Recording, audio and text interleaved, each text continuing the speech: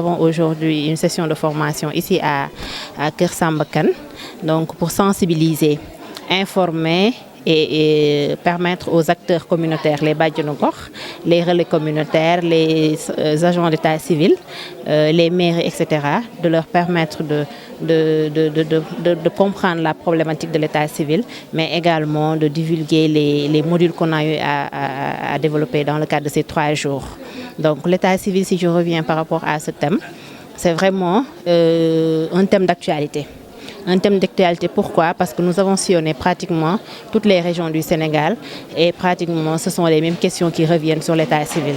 Donc nous avons jugé nécessaire de le développer, mais également de renforcer la sensibilisation auprès de ces acteurs communautaires-là.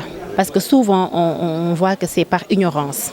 C'est par ignorance que les parents ne déclarent pas, ou bien ils ignorent même les procédures de déclaration, c'est-à-dire comment déclarer, qui doit faire la déclaration, etc. Ils ignorent exactement ça. Donc, ce qui fait que souvent, il y a des problèmes. Donc, la solution, c'est de renforcer la sensibilisation auprès de la population et auprès des acteurs communautaires. Oui, cette session de formation, comme nous l'avons fait dans plusieurs localités, à Baba Garage, la localité de Kër Samba Kane a fait la demande en passant par la commune avec l'appui du chef de service départemental communautaire, M. Badiane, qui a été l'intermédiaire entre nous et la commune. Quand il nous a fait part de leur demande, nous avons jugé, jugé que Samba Kane doit avoir besoin de cette formation, puisque que Samba Kane se situe dans la région de Diourbel, particulièrement dans le département de Bambey.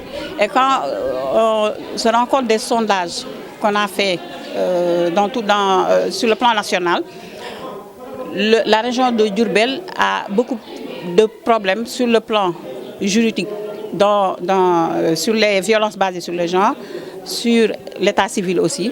Et nous avons jugé alors que, puisque nous avons ciblé les régions de Thiès, Diourbel et Louga actuellement, il nous faut venir à Kër Samba Kane pour faire cette session de formation.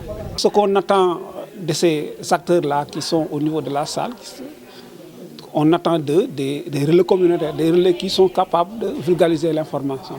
Parce qu'on les a appris pendant 3 jours ce que c'est que les droits humains, ce que c'est que aussi les violences basées sur les genres, mais aussi l'état civil.